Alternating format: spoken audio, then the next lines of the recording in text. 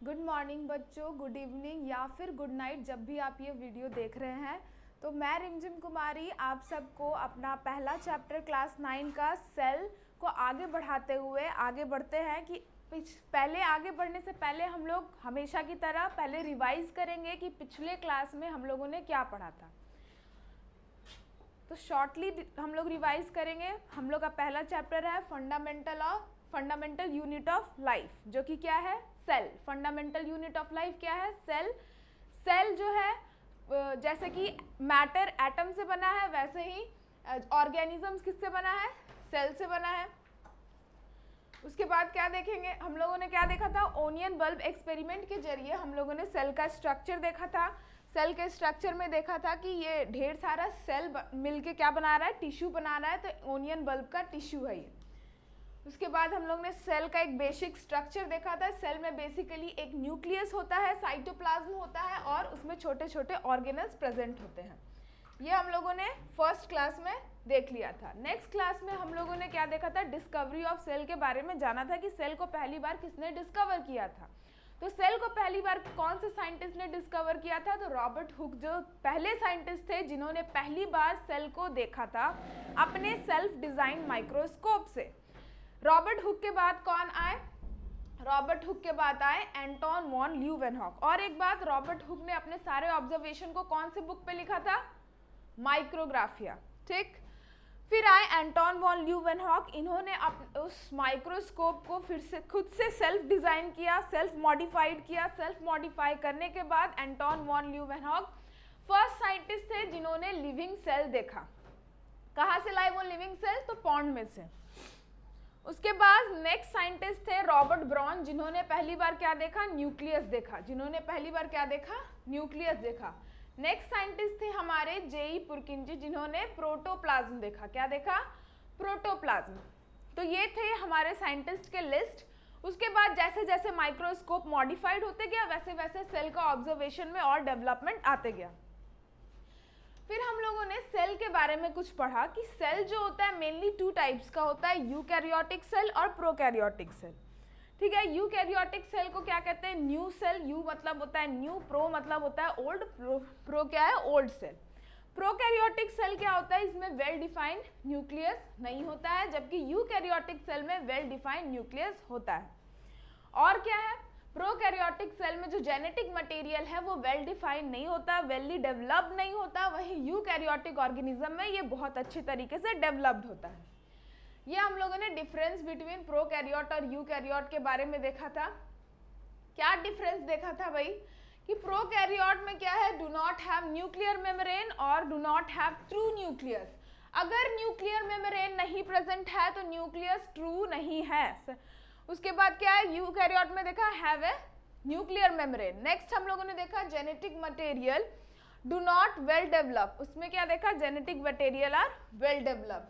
Membrane bond organelle is absent. Prokaryote में membrane bond organelle क्या है? एब्सेंट होते हैं। वहीं यूकैरियोट में मेम्ब्रेन बॉन्ड ऑर्गेनल प्रेजेंट होते हैं। फिर हम लोगों ने देखा प्रोकैरियोट में 1 सिंगल क्रोमोसोम प्रेजेंट होता है। एक सिंगल क्रोमोसोम प्रेजेंट होता है किसमें? प्रोकैरियोटिक सेल में। लेकिन यूकैरियोटिक सेल में क्या है? Many chromosomes are present. इसका एग्जांपल दिया हुआ है बैक्टीरिया और बैक्टीरिया है प्रोकैरियोट का, प्लांट एंड एनिमल्स है यूकैरियोट का।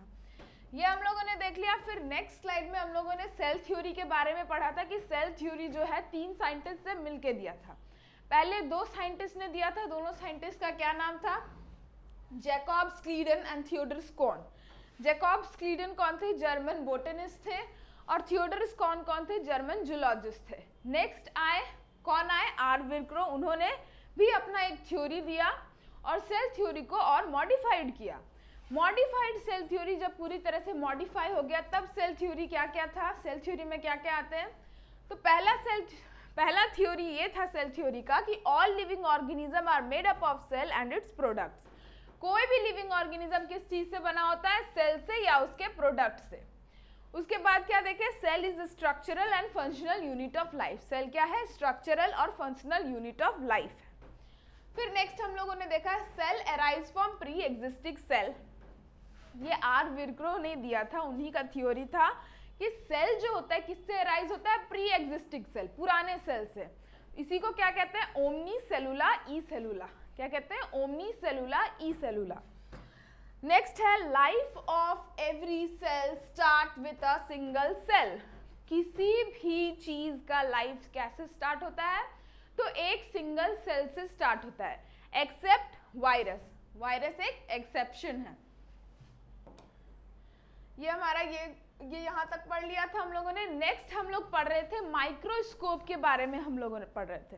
तो नेक्स्ट पिछले क्लास में हम लोगों ने क्या देखा था कि माइक्रोस्कोप 2 टाइप्स के होते हैं, लाइट माइक्रोस्कोप और इलेक्ट्रॉन माइक्रोस्कोप। लाइट माइक्रोस्कोप भी 2 टाइप्स का होता है, सिंपल माइक्रोस्कोप और कंपाउंड माइक्रोस्कोप। ये हम लोगों ने देख लिया था।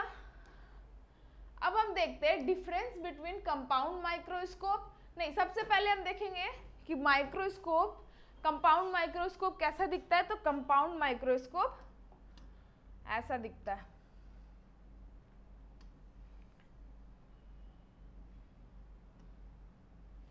तो क्या देख रहे हैं, कंपाउंड माइक्रोस्कोप में क्या दिख रहा है, ये जो है यहाँ से ऑब्जर्वेशन करते हैं हम लोग, यहाँ पर लेंस लगा होता है, ये ऑब्जेक्टिव लेंस है, और यहाँ पर जिस चीज को देखते हैं वो स्टेज पर रखा होता है पिंड करके। तो ये हमारा कौन सा माइक्रोस्कोप है, तो ये है कंपाउंड माइक्रोस्कोप। कंपाउंड माइक्रोस्कोप को देख लिया। अब नेक्स्ट ये कौन सा माइक्रोस्कोप है, तो ये है इलेक्ट्रॉन माइक्रोस्कोप। ये 2 टाइप के माइक्रोस्कोप है, देख लिया हम लोगों ने। अब हम क्या देखते हैं इन दोनों के बीच, अब हम डिफरेंस देखते हैं। ठीक है, डिफरेंस देखते पहले हम लोगों ने क्या सीखा कि माइक्रोस्कोप जो होता है 2 टाइप्स का होता है। पहला लाइट माइक्रोस्कोप और दूसरा electron microscope. Light microscope 2 types का होता है, सिंपल माइक्रोस्कोप और कंपाउंड माइक्रोस्कोप। तो पहले हम लोग देखते हैं कि सिंपल माइक्रोस्कोप और कंपाउंड माइक्रोस्कोप में क्या डिफरेंस है। क्या डिफरेंस दिया हुआ है, तो दिया हुआ है सिंपल माइक्रोस्कोप जो है सिर्फ एक लेवल का होता है, मतलब अगर किसी चीज को मैग्नीफाई कर रहा है तो एक लेवल तक करेगा। लेकिन जो कंपाउंड माइक्रोस्कोप है ये हायर लेवल तक इसको मॉडिफाई मैग्नीफाई कर सकता है, ये काफी हायर लेवल तक। इसमें 300 गुना तक किसी भी जो चीज को हम देख रहे हैं, किसी भी सब्सटेंस को देख रहे हैं माइक्रोस्कोप में, तो सिंपल माइक्रोस्कोप उसको 300 गुना तक मैग्नीफाई कर सकता है। लेकिन कंपाउंड माइक्रोस्कोप 2000 गुना 2000 गुना उसको मैग्नीफाई कर सकता है। सिंपल माइक्रोस्कोप को हम एडजस्ट नहीं कर सकते, लेकिन कंपाउंड माइक्रोस्कोप को हम लोग एडजस्ट कर सकते हैं। कैसे एडजस्ट कर सकते हैं, जैसे कि ये दिख रहा है,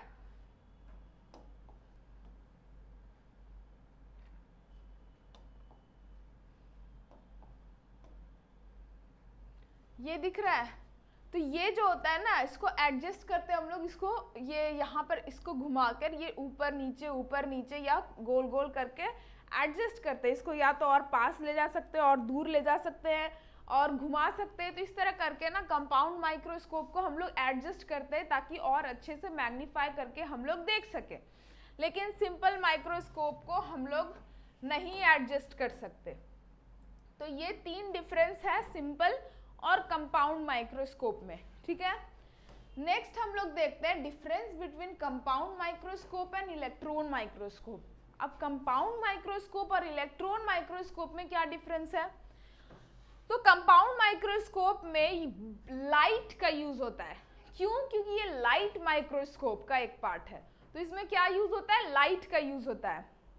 जो उनके लेंस है जब तक उस पर लाइट नहीं पड़ेगा, बीम ऑफ लाइट नहीं पड़ेगा, तब तक वो जिसको आप देखना चाह रहे हैं उस सब्सटेंस को नहीं देख सकते, मैग्नीफाई करके नहीं देख सकते। तो लाइट माइक्रोस्कोप का पार्ट होने के वजह से कंपाउंड माइक्रोस्कोप को लाइट का जरूरत है, बीम ऑफ लाइट का जरूरत है। लेकिन इलेक्ट्रॉन माइक्रोस्कोप को बीम ऑफ इलेक्ट्रॉन का जरूरत है। कंपाउंड माइक्रोस्कोप में क्या, glass lens are used in the form of for magnification, in this for magnification.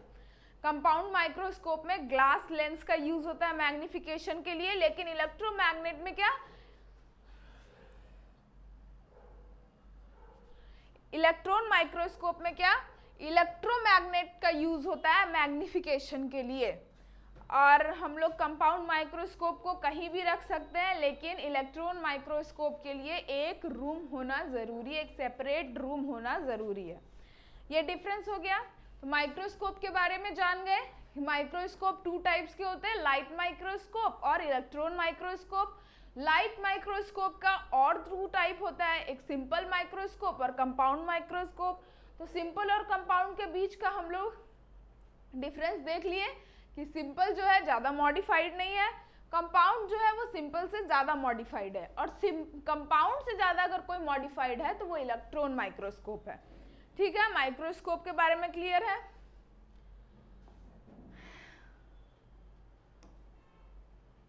Next हमारा टॉपिक है सेल। सेल और सेल के नंबर के बेसिस पे, सेल को शेप के बेसिस पे, साइज के बेसिस पे कैसे कैसे टाइप के सेल होते हैं वो हम लोग देखेंगे। तो इतना जो सब कुछ हम लोगों ने सेल के बारे में पढ़ा अभी तक कि किसने डिस्कवर किया, सेल को किस चीज़ से देखा गया था, किसने किसने सेल का कौन कौन सा पार्ट देखा, ये सब हम लोगों ने देखा। तो आखिर सेल होता क्या है, एग्जैक्टली सेल का डिफिनेशन क्या होगा? कुछ नहीं करना है, बस आपको मेरा बात सुनना है। आप जितना सुनोगे आपको उतना याद होगा। आपको घर जाके सिर्फ बुक रीड करना है और क्वेश्चन सॉल्व करना है। बुक रीड कीजिए, क्वेश्चन सॉल्व कीजिए, बस ध्यान से सुनिएगा, हर चीज़ याद हो जाएगा। यही क्लास में आपको लेक्चर अटेंड करते करते आपको हर चीज़ याद होगा, क्योंकि एक चीज़ को हम कम से कम 2 से 3 बार दोहराते हैं। इसीलिए दोहराते कि आपके माइंड में वो चीज़ जाके बैठ जाए। जब माइंड में कोई चीज़ जाके बैठ जाएगा ना, उसको कोई नहीं निकाल सकता। तो सेल क्या है, इतना सब कुछ हम लोगों ने पढ़ा। तो सेल क्या है? सेल थ्योरी में एक थ्योरी पढ़े थे,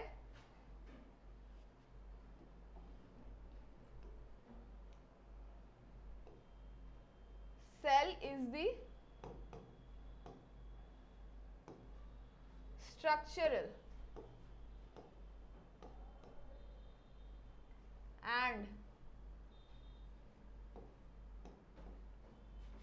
functional unit of life।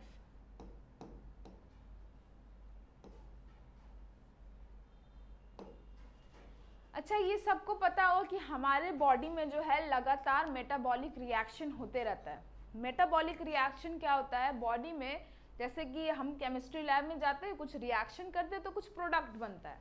क्या होता है? कुछ रिएक्टेंट को मिलाते हैं तो उससे कुछ दूसरा प्रोडक्ट बनता है। ठीक वैसे ही बॉडी में भी रिएक्शन लगातार चलते रहता है।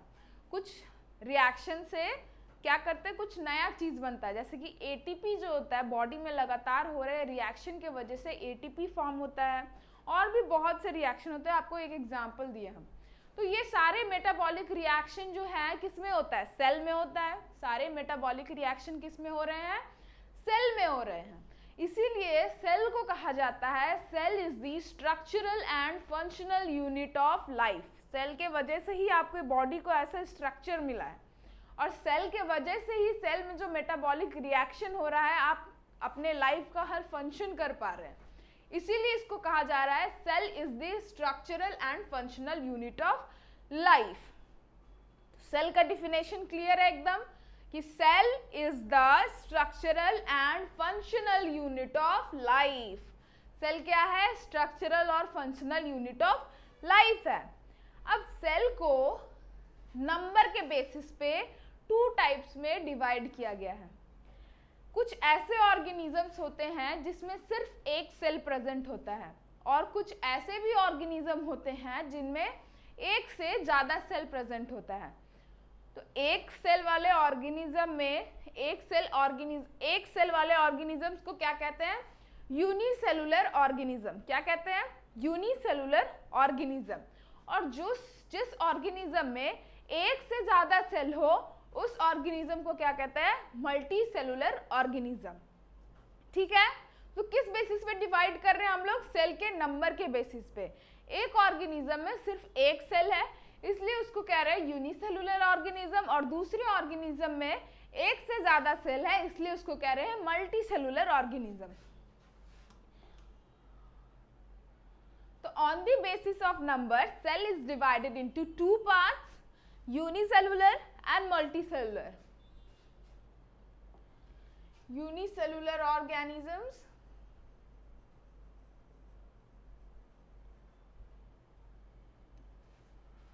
और मल्टीसेलुलर ऑर्गेनिजम्स।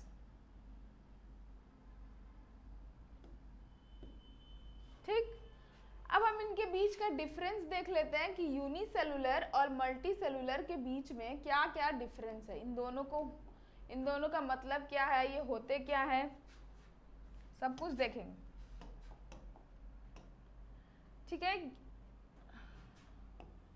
यूनि मतलब क्या होता है? यूनि मतलब होता है वन। ठीक, और वही मल्टी मतलब क्या होता है? मल्टी मतलब मैनी, मैनी या फिर कह सकते हैं more than one.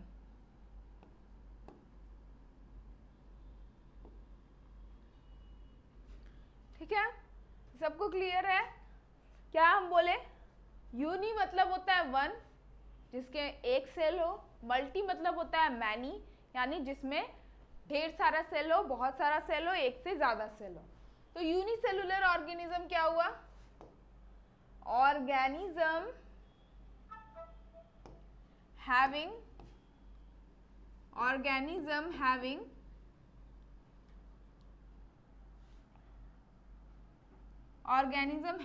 one cell।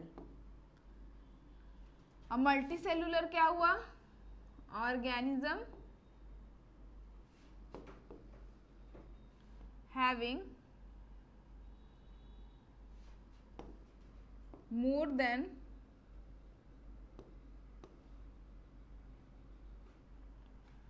one cell।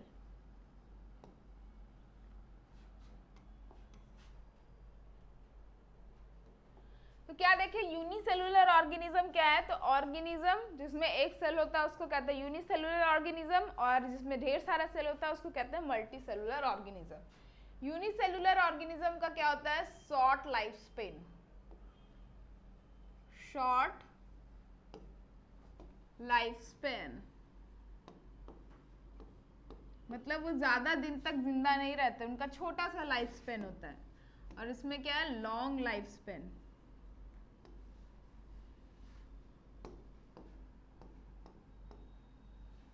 मतलब ये बहुत ज्यादा दिन तक जिंदा रहते हैं।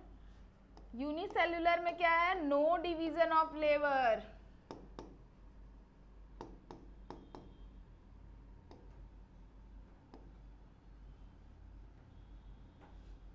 और मल्टीसेलुलर में क्या है? Division of labour.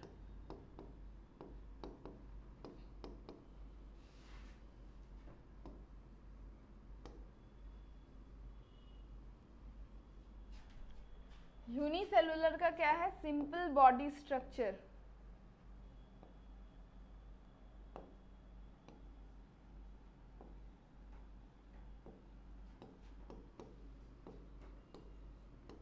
Simple body structure.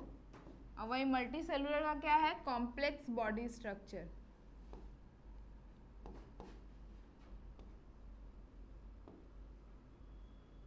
Complex body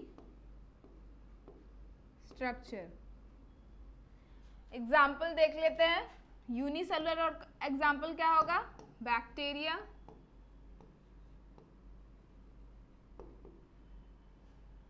या फिर अमोइबा बैक्टीरिया। मल्टीसेलुलर में क्या आ गया? Plants and animals. ठीक है, क्लियर है सबको? यूनिसेलुलर में हम लोग क्या क्या बोल रहे हैं? पहला कि ऑर्गेनिज्म के पास एक सेल होता है, इसका जो लाइफ स्पेन होता है वो बहुत ही छोटा होता है, इसमें कोई डिवीजन ऑफ लेबर नहीं होता, एक ही सेल है, सारा काम उसी को करना है, तो डिवीजन ऑफ लेबर कहाँ से होगा भाई? लेकिन मल्टीसेलुलर में क्या होता है? डिवीजन ऑफ लेबर होता है। जैसे कि हमारे बॉडी में रिस्पिरेशन का काम कौन करता है? रिस्पिरेटरी सिस्टम में जो ऑर्गन्स आते हैं वो करते हैं। एक्सक्रीशन का काम कौन करते हैं? एक्सक्रीटरी सिस्टम में जो ऑर्गन आते हैं वो एक्सक्रीशन का काम करते हैं। इस तरह क्या हुआ, काम बांटा हुआ है सब में। तो मल्टी सेलुलर ऑर्गेनिज्म में क्या होता है? Division of labour. Simple body structure, unicellular का क्या है? बहुत ही सिंपल बॉडी स्ट्रक्चर है, बहुत ही मतलब अब एक ही सेल है, एक ही सेल है तो ज्यादा से ज्यादा क्या होगा? राइबोसोम होगा, न्यूक्लियस होगा, सेल वॉल होगा। सिंपल है, बहुत सिंपल बॉडी स्ट्रक्चर होता है। लेकिन मल्टी सेलुलर ऑर्गेनिज्म का काफी कॉम्प्लेक्स बॉडी स्ट्रक्चर होता है, ठीक है। इसका एग्जाम्पल क्या है? बैक्टीरिया या अमोइबा, और इसका एग्जाम्पल क्या है? प्लांट या एनिमल्स। ये क्लियर है कि सेल को on the basis of number 2 types में बांटा गया है, यूनिसेलुलर और मल्टी सेलुलर। यूनिसेलुलर के बारे में पढ़ लिए, मल्टी सेलुलर के बारे में पढ़ लिए। अब नेक्स्ट हम लोग आगे बढ़ते हैं। सेल शेप, नंबर के बारे में तो पढ़ लिया, अब सेल का शेप देखते हैं। सेल जो होता है जरूरी नहीं है किसी एक शेप में ही हो, उसका बहुत टाइप ऑफ शेप होता है। कुछ ऐसे शेल होते हैं, कुछ ऐसे सेल होते हैं जो अपना शेप जो है बदलते रहते हैं। कुछ ऐसे सेल होते हैं जो अपना शेप बदलते रहते हैं। जैसे कि एग्जाम्पल में क्या आ जाता है? अमोइबा। अमोइबा क्या करता है? अपना सेल अपना शेप जो है बदलते रहता है। जैसे कि अमोइबा का क्या करना है ना, उसका बॉडी स्ट्रक्चर कुछ ऐसा होता है, कोई फिक्स्ड बॉडी शेप नहीं होता उसका, ठीक है। फिर जब मान लेते हैं उसका खाना यहाँ पर पड़ा हुआ है, वो अपना बॉडी शेप चेंज करता है, इसको और लाता है पास में, इसको धीरे धीरे धीरे करके अपने बॉडी के अंदर ले जाता है, फिर उसका सेल शेप चेंज हो जाता है। इस तरह करके वो अपना शेप जो है चेंज करते रहता है। लेकिन कुछ सेल ऐसे भी होते हैं जिनके पास एक टिपिकल एक ही शेप होता है। उसका एग्जांपल दिया हुआ है नर्व सेल, और भी बहुत सेल है। तो देखते हैं, कुछ सेल का शेप देखते हैं। यहाँ लिखा हुआ है some cell change their shape, example amoeba, while other shell have their typical shape, example nerve cell. अब कुछ सेल का शेप देखते हैं, ठीक है। तो ये कौन सा सेल है? कोई बता, पहले खुद सोचिए कौन सा सेल है। क्या आप जानते हैं इस सेल को? तो ये है muscle cell, smooth muscle cell, ठीक है। ये सेल क्या है? ये स्पर्म सेल है। ये क्या है? ओवम सेल है। ये क्या है? फैट सेल है। ये आरबीसी है, blood cell, red blood cell. और ये क्या है? नर्व सेल है। तो क्लियर है, ये different type of shape of cell है, अलग अलग शेप है सेल का। अब नेक्स्ट क्या देख रहे हैं? Cell size. जैसे हम लोग सेल के नंबर के बेसिस पे दो ऑर्गेनिज्म, दो टाइप का सेल देखे, एक यूनिसेलुलर और एक मल्टी सेलुलर। फिर शेप के बेसिस पे बहुत सारा सेल देखे कि हाँ इस शेप का होता है, इस शेप का होता है, बहुत सारा शेप देखे। अब हम लोग क्या देख रहे हैं? साइज। क्या देख रहे हैं? साइज, सेल का साइज देख रहे हैं। तो सेल का साइज भी फिक्स्ड नहीं होता, वो भी वैरी करता है। तो कैसे वैरी करता है? Size of an organism depend on their cell number. पहला हमारा पॉइंट है कि साइज ऑफ एन, पहला हमारा पॉइंट क्या है? Size of an organism depends on the cell number. किसी भी ऑर्गेनिज्म का साइज डिपेंड करता है उसके नंबर पे, सेल के नंबर पे। अगर एक सेल है तो वो ऑर्गेनिज्म बहुत छोटा होगा, दो सेल है तो थोड़ा बड़ा होगा, फिर ऐसे करके बड़े बड़े, जैसे बड़ा एलिफेंट है उसके अंदर बहुत सारा सेल प्रेजेंट है इसलिए वो उतना बड़ा है, ठीक है। समझ में आ रहा है? तो cell size of an organism किस पे डिपेंड कर रहा है? नंबर ऑफ सेल पे। स्मॉलेस्ट सेल, सबसे छोटा सेल का क्या नाम है? माइकोप्लाज्मा। इसका साइज कितना है? 0.1 माइक्रोमीटर। क्या साइज है? 0.1 माइक्रोमीटर। नेक्स्ट हमारा सेल दिया हुआ है लार्जेस्ट सेल। लार्जेस्ट सेल क्या होता है? Ostrich egg. लार्जेस्ट सेल क्या होता है? ऑस्ट्रिच एग, और इसका साइज क्या है? 18 सेंटीमीटर। नेक्स्ट हमारा क्या है? प्रोकैरियोटिक और यूकैरियोटिक सेल। प्रोकैरियोटिक का मेनली साइज क्या होता है 1 to 10 माइक्रोमीटर और यूकैरियोटिक का मेनली साइज क्या होता है 10 to 100 माइक्रोमीटर। ये हम लोगों ने देख लिया। क्या देखा? अच्छा ये पिक्चर देखिए, ये माइकोप्लाज्मा है जिसको माइक्रोस्कोप से देखा गया है, ये उसका पिक्चर है। और ये ऑस्ट्रिच एग। ये जो माइक्रोमीटर हम कर रहे हैं, माइक्रोमीटर क्या हुआ? तो 1 माइक्रोमीटर में 10 to the power -4 सेंटीमीटर होता है। क्या होता है? 1 माइक्रोमीटर में 10 to the power -4 सेंटीमीटर होता है। तो आज इतना तक ही रहने देते हैं। अगले क्लास में हम इससे आगे देखेंगे कि आगे और सेल के बारे में जानेंगे, सेल का पार्ट्स के, सेल के ऑर्गेनल्स के बारे में जानेंगे कि सेल में कौन कौन से ऑर्गेनल्स होते हैं। ये सब कुछ देखेंगे हम लोग आगे धीरे धीरे, ठीक है। नेक्स्ट क्लास में हम लोग सेल के ऑर्गेनल्स के बारे में पढ़ेंगे, बेसिक सेल ऑर्गेनल्स क्या होते हैं, क्या उनका काम होता है, ये सब कुछ देखेंगे। तो आज के लिए इतना रहने देते हैं। थैंक यू सो मच मेरा ये सेशन ज्वाइन करने के लिए।